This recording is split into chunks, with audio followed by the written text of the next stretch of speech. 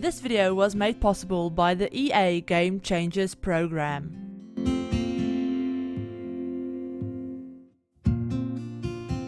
Hi everyone, it's Chrissie and welcome back to the channel and welcome to Henford-on-Bagley. So yes, this is going to be a world overview of the new Henford-on-Bagley world that comes with The Sims 4 Cottage Living. We're going to be taking a look at just some of the lots in this pack, and we're also going to be taking a look at all three of the different neighborhoods in the world. But I do want to say really quickly before we jump in that you will see my origin ID floating around the screen and hopping around the screen. It will be doing that in all of my early access videos, because this is actually a pre-release alpha version of the game, so they do have all of our early IDs up on the screen. And also, because this is a alpha version of the game, it is subject to change. So if there's something that they feel like changing, or if there's something that needs fixing, hopefully they'll be able to do that before the pack actually launches. But I do just want to mention that really quickly, get that out of the way. And I do want to say a huge thank you to the Game Changer program for providing me with this early build of the game, so that I can make all of these videos and take a look at the world and everything in the pack, or as much of it as I can possibly do in the time that I have. But yeah, so with all of that out of the way, let's jump into this world. So as you can see, there's 3 different neighborhoods in Henford-on-Bagley, and they each have 4 lots, so there's a total of 12 lots in the whole world. But I do want to read Henford-on-Bagley's quick little world description for you guys. So it says, from the natural beauty of Cordelia Falls to the clear brisk currents of the River Bagley, the mingling of earth and water makes Henford-on-Bagley a lovely place to visit, but perhaps an even lovelier place to live. Villagers here connect with the history of the land while finding friendship in the furry and feathery creatures that inhabit the woods. So what if the average neighbor is a little more gossipy? You couldn't ask for a better place to grow, tend, and nurture a more natural life. So yeah, that's the world overview, and we're going to start off this tour of the world with the main town area called Finchwick. And it says, nestled along the River Bagley, the old mill village of Finchwick prides itself on its bustling and close-knit community. Its historic square features a pub and quaint stalls amid a flowery garden, perfect for a little window shopping. Tourists and locals alike flock to the weekly village fair, where Finchwick's mayor makes a special appearance to judge entries and gossip about the latest happenings. So, like I said, there's 4 lots in this area of the world. There's the bar, which is a 30 by 20 lot. I'll have all of the lot sizes up on the screen as well. So we have the Gnome's Arms, which is the bar, which is a 30 by 20 lot. We have an empty home, which is a 30 by 20 as well. We also have the Scott family, who live in a 20 by 20 lot.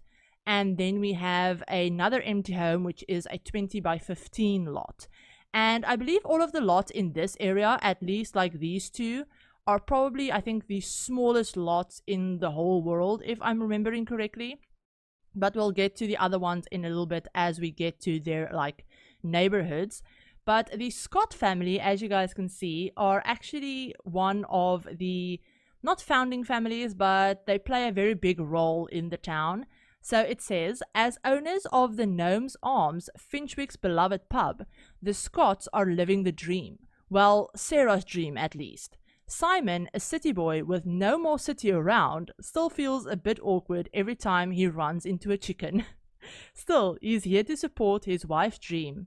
Will their hopes of adding a new member to their tiny family change things up for the better or worse?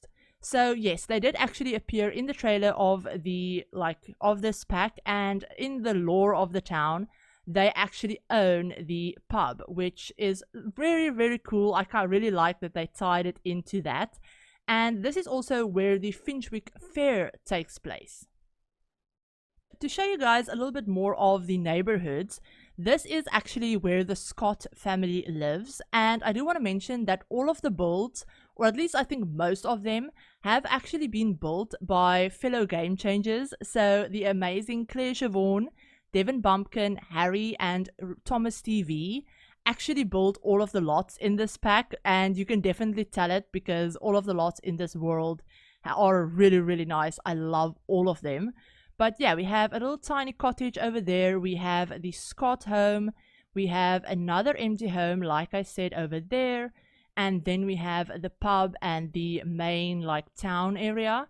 And this open area over here is actually where the Finchwick Fair will take place. And I believe some other game changers will probably have some gameplay out about the pack that will show you more of the gameplay aspects of it. But yeah, this is where the Finchwick Fair will actually take place. And something really fun that's related to that is the calendar. So the calendar will now become base game with the update for this pack. So at the moment, I only have access to the base game and to the new pack. So yeah, the calendar will now be base game. And on the calendar, you can actually see the festivals. So you can actually see the Finchwick Festival, and it will show you, you know, the Finchwick Chicken Fair is the one that's coming up, and it shows you, you know, what you can do in that fair. You can win ribbons, purchase items, egg competition, and a chicken competition. And then next week we have the garden fair, we have a cow fair, and we also have an oversized crop fair. And that's really cool and something that I really appreciate them adding in, you know, actually showing you when the festivals will be happening. And this will also apply to the city living festivals as well. They'll also show up in the calendar. But yeah, so this is just the main little town area. It's really pretty. I love all of the scenery. And yeah, we also have the grocery store and like the grocery stall where your Sims can actually purchase grocery items, which is really nice and plays into the whole like simple living lot challenge that we have. And we also have the gardening stall, the garden shop, that's actually run by Agatha and Agnes Crumplebottom. So at the moment, Agnes is running the store, or running the stall, I guess I should say. But she owns it with her cousin, Agatha, who's also around here most of the time anyway. But yeah, we have those Sims. You'll also see the mayor walking around a lot in this area of the world. And if you actually click on this board, you can learn more about the villages, and you can also read about the Finchwick Fair. So that will basically just tell you more about the fair, what you can expect, when it's happening, all of that fun stuff. But if you actually click on learn more about the villages, not visitors, it actually shows you all of the important villages in this town, or like in this world. So it shows you Agatha Crumplebottom, Agnes Crumplebottom. It shows you Michael Bell, the creature keeper, Rahul, the grocery deliverer, Kim Goldblum, and Lavina, the mayor. And that's actually really, really cool because it shows you, you know, which Sim plays which role in the town and all of that stuff. And that's really, really nice. I really appreciate that. And I really like that they've added that in. Another fun thing that's more of just a base game update, but I figured would add into the world area. So because this world is so big, you will see that once we get to the other neighborhoods. It's really nice that they've added in a base game feature where you can actually click on the relationship panel, click on the Sim's picture, and then focus the camera on that Sim if they are in the area. So that's actually really, really cool. Here we have little Agatha. She's actually doing some like cross stitching, which is something really fun that has come with the pack. So that's really nice. And then obviously we just have the Bagley River flowing through this area. But yeah, it's a very nice town, nice bustling town area, and it's a really, really pretty.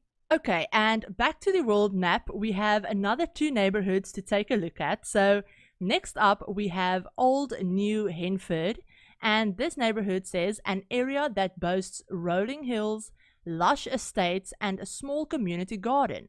Old New Henford is perhaps best known for its historical naming woes. Initially known as Little Henford, the neighborhood renamed itself New Henford in an attempt to escape its diminutive origins. However, in neglecting to inform national mapmakers, they officially ceased to exist for a whole 2-week period. When told that to be reinstated would require yet another name change, residents chose Old New Henford, which beat out the other choice, New Henford, by a single vote. So this is definitely the more rural countryside, more farming looking area. Obviously you can have chickens and cows and all of that stuff on any lot that you want to, but this lot definitely, or like this neighborhood I guess I should say, definitely looks more like a farming area. And you can actually see these little like tree stumps in the map view, and they're actually important. You can see a lot more of them in the other neighborhood. They're actually where the wild bird and rabbit houses are, so that's actually kind of a cute little guide to point you in the right direction when you're playing the game if you're looking for those. But yeah, so this neighborhood has another 4 lots in it. It has an empty 50 by 40 lot. At the moment I just have a random sim in there, but it has an empty 50 by 40 lot. It has an empty house that's also on a 50 by 40 lot. It has a house where a new start where this family lives. She lives on a 30 by 20 lot. I'll read their like backstories in just a second. And then we also have the really big 64 by 64 lot on the top of the hill. So those are all of the lots, another 4 like lots in this area. And the Watson family, let's start off with them, shall we? The Watson family says, inheriting the family estate was always the plan, but Thomas may be in over his head. For a man who equates success with crop size, he's losing both his confidence and his family. While his wife Rami, I'm not saying her name correctly, I'm so sorry, but while his wife Rami loves the country air, her feelings for her husband are becoming stale, and her affections have wandered. The oldest of the 3 children, Rashida, feels trapped, preferring to dream of a future outside Henford-on-Bagley, dreams that have sparked something between her and a kindred soul. The 2 youngest couldn't be more different. Imran treasures the security of life at home, while Mayra can be found bravely venturing out into the unknown. Will this eclectic family come together or fall apart in their old new home? So yes, this is actually one of the kind of like founding families of Henford-on-Bagley, and the story behind this neighborhood is actually that the Watson family, their ancestors obviously, owned this whole estate. So this was one big estate, and they sold it off in plots over time to others. So yeah, that's kind of the like story that the Watsons play. And then we also have Cecilia Kang, who says, after living in the big city and having her heart broken, Cecilia decided to ditch everything she knew for a small garden plot and some chickens. She's still looking for someone to share this life with, though. Though, after a date she'd love to forget with local creature keeper Michael Bell, she's happy to only form long-term attachments with the critters that visit her for now. So yes, Henford-on-Bagley actually does have a little bit of a love triangle going on between Cecilia, the creature keeper who lives in this neighborhood, and another sim in the town that I haven't shown you guys yet, or that I'm not going to be telling you about just yet, because I want you to discover who that sim is for yourself, because I discovered it through gameplay, through doing errands for the townspeople. So yeah, I'm not going to tell you guys who that sim is, but let's take a look at the old New Henford neighborhood. Okay, so here we are in the old New Henford area of the town. And this is, like I said, the more like open, like almost rural, rolling hill kind of looking area. And I do want to apologize. You guys probably heard my dog a little bit ago. He was being loud and I just had to get up and let him out of my room really quickly. But yeah, so this is the empty lot, actually, the 50 by 40 empty lot that we have. We also have a little shed over there, and we have this big lot that is also empty, and just a lot of like open space around it. This world definitely has a lot of just like pretty scenery, and it's actually very big. So your Sims can actually navigate this whole area, because there's another house over here. This is where Cecilia lives, and there's a bunch of like bridges and just very pretty nature spots to explore. So in the middle over here, we actually have a small little, like, I don't know, like almost park area with some toys and little monkey bars for the kids, and a small little like decorative shed with a little community garden space. This is so cute. I love this.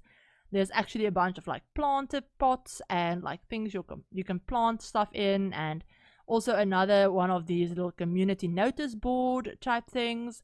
We have a little public bathroom, and then we also have the like little bunny house and the, I believe the bird house, like the wild bird house is somewhere around the river.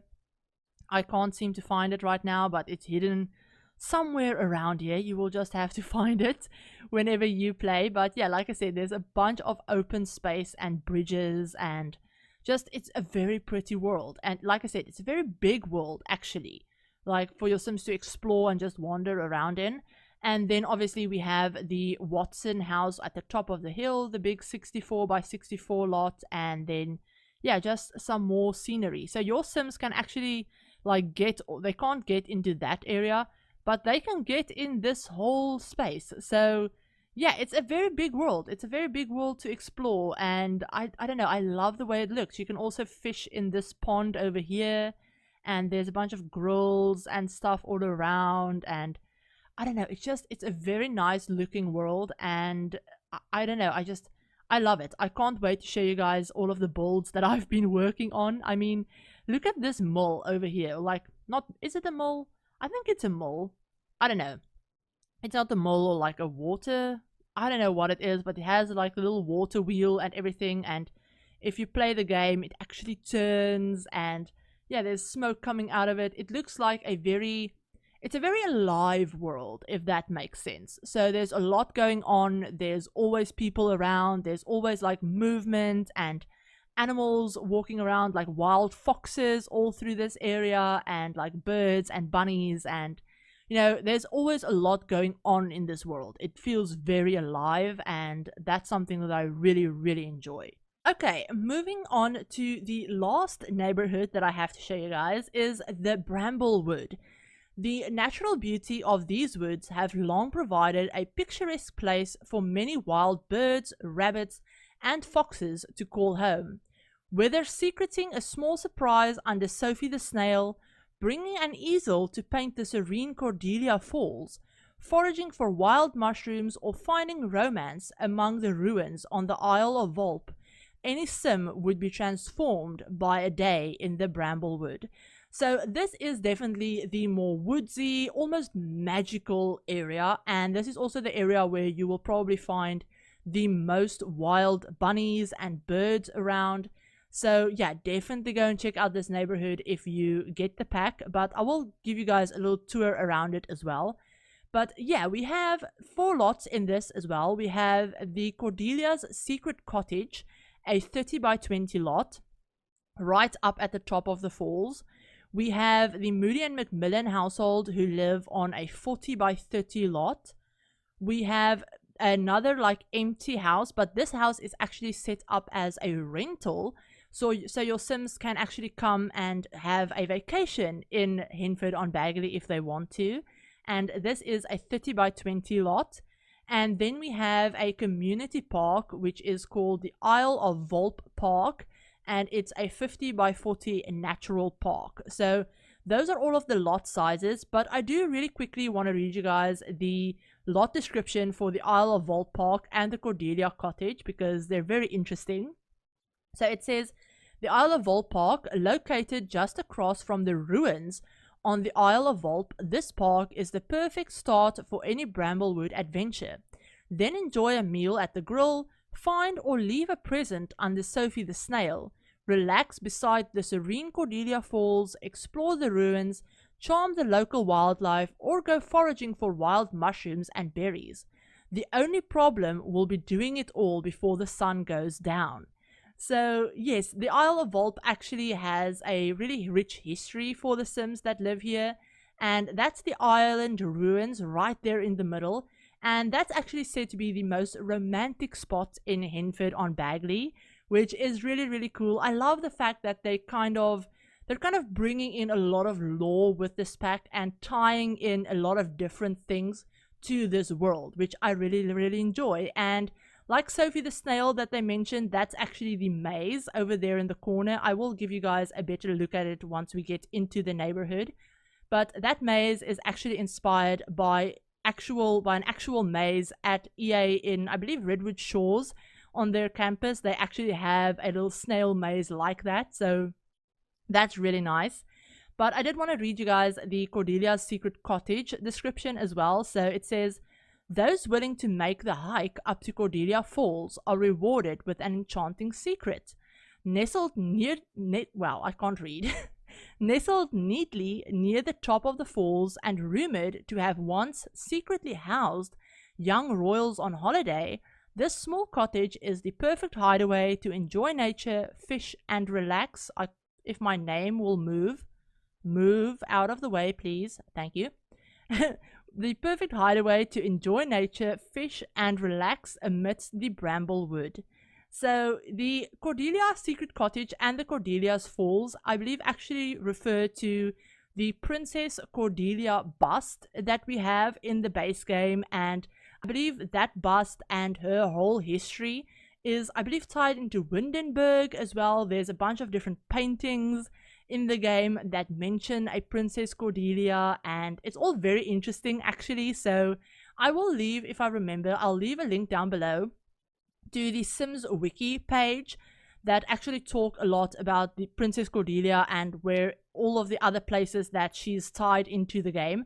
So definitely go and check that out if you're interested in reading a little bit more about that. But I almost forgot to read you guys the little description for the Moody and Macmillan household. So it says, after working an office job for more years than he'd care to admit, Derek found a man willing to live the rustic dream of his youth, and the two moved to his family cottage and never left. When not fending off financial offers from developers who see their home as a prime target, Ian and Derek balance their days between adventure and quiet, depending on who's in charge of the agenda. Despite, or perhaps because of, their differences, time has been most kind to these elderly lovebirds, who live a contented retirement as key members of the Henford-on-Bagley community. So we have Derek Macmillan and Ian Moody. So let's jump in quickly to their household to take a look at a little bit more of the neighborhood that they live in. Okay, so here we are in the Moody and Macmillan household, and this is the house that they live in. It's such a cute little cottage. I love it so much. Like I said, all of the those game changers built all of these lots, so they're definitely very nice. I love all of them. But yeah, we have this cute little cottage nestled up, right next to the road. We have the rental lot over here that I pointed out. That's actually a rental. And like you can see, it's a very wooded area. There's, it's a lot more private and almost magical looking. So yeah, there's a lot of really pretty scenery. I absolutely adore this place so much. I think this area is one of my favorites in the whole neighborhood, with all of like the twinkly lights and little signpost in the back and the big trees, and it's just so pretty. It's so pretty with like all of these bridges and the hanging lanterns and all of these weeping willow trees. They're gorgeous. This is also, I believe, one of the places in the world where you can actually swim. So you can swim in this like whole area over here. So that's really, really awesome. And you can enter the water, on these spots. And I believe there's another spot over there that you can enter the water in. So yeah, there's actually a lot of like swimmable space in this world as well. But yeah, up here, if you follow the little winding pathway, you get to the Cordelia's Secret Cottage that I talked about. So yeah, we have this tiny little, that's actually a starter home. So yeah, we have a little starter home over there, and a gorgeous view of all of like the waterfalls and stuff. And then going this way, we actually have the Isle of Volp. So the ruins, you can have a little like sit over there underneath the canopy, and it's absolutely gorgeous. I know I keep saying that. I mean, that's kind of like my catchphrase in this video, I guess. You know, it's absolutely gorgeous. But it is. It really, really is. And there's so much to look at. And I mean, even just this bridge with the wisteria climbing all over it. And it's such a gorgeous, gorgeous world. I can't get over it. And then going over the bridge, like over this log bridge, you actually get to the, I believe it's like Sophie the snail. And you can, you know, walk around the little maze, and you can actually take pictures with her and like search for presents and stuff, which is really, really cute. There's another lot in this area. Here it is. It's totally hidden. So yeah, this is the little like national park that you can go to do some fishing, start off your adventures. And obviously, if you play with the pack yourself, you can replace this lot with a house or whatever you wanted to. I mean, having a nice big house over there could be really, really great. But yeah, so that's most of this neighborhood. But the other kind of hidden thing that I wanted to show you guys is if you go over the Isle of Volp right to the back, you can actually spot this house. Now, this house isn't something that you can change or edit or anything like that. It's basically just a shell, but it's surrounded by these beautiful gardens, the cute little pond and everything. And this is actually where the creature keeper Michael Bell lives. And all of the like important townies that you can spot, you know, on those like notice boards and stuff, they all have this like label on top of their heads that shows you, you know, what their, I guess, role is in the town. So it will show you town mayor, or, you know, grocery store owner, or pub owner, or, you know, stuff like that. So that's really, really handy to have. But if you also click on this little house, you can click inspect cottage or focus on the creature keeper. So it will show you where he is. And then if your sim actually knows him, you can actually buy things like animal clothing and stuff like that from the creature keeper. So that's really, really awesome. And that's a really nice way if you want to like dress up your cows or your chickens or llamas or bunnies or even foxes and stuff like that. That's how you get the clothing that you can put them in, is by going to the creature keeper and clicking on him, getting to know him, and then buying things from him. So that's a really, really handy thing to know, because I don't think your Sims can make those clothing items themselves. They can't knit them or anything like that, and you also can't buy them any other way unless you use cheats and go into like show hidden objects and like buy them from the buy catalog. But you know, in gameplay, that's the only way you can buy them.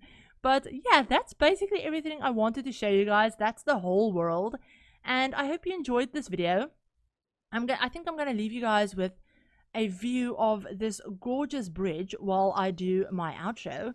But yeah, I hope you guys enjoyed this video. If you did, give the video a like, and if you're new to the channel and you'd like to see some more Sims content, feel free to hit the subscribe button, and remember to turn on the notification bell as well to be notified of whenever I upload a new video. Like I said, I believe at the beginning of this video, I will be having a bunch of other early access videos out with the pack, so that will be coming within the next few days, maybe like a week or so. I'm gonna see how many videos I can get done. But yeah, before the pack comes out, I will have a bunch of early access videos out, including a build buy overview, creator sim overview, and a bunch of other builds as well, because that's what I do most of. So if you're interested in seeing more of those kind of content, then like I said, feel free to hit the subscribe button. And if you'd like to support the channel a little bit extra, you can check out the join button that I have below, or the link in the description, to find out how you can become a Cosmic Corner member or a channel member, if that makes more sense. But yeah, I hope you guys enjoyed the video, like I said, and I hope you're all having an amazing day, and I'll talk to you in my very next video. Bye everyone.